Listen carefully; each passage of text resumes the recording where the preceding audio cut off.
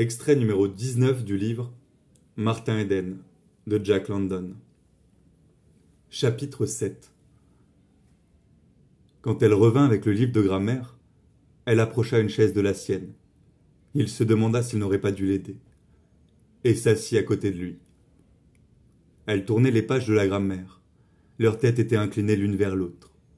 Il avait du mal à suivre le programme de travail qu'elle lui établissait, tant il était bouleversé par sa délicieuse proximité.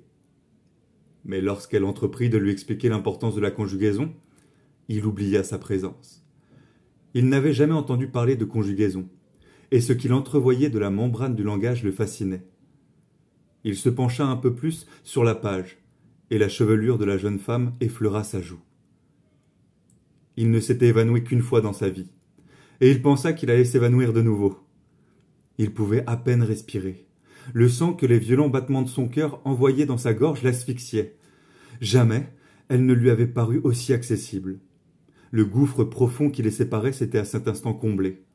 Pourtant, ses sentiments pour elle n'avaient rien perdu de leur sublimité. Elle n'était pas descendue jusqu'à lui. C'était lui qui s'était élevé jusqu'à elle, dans les nuages. Sa vénération, à ce moment, s'apparentait à une ferveur sacrée, pénétrée de crainte.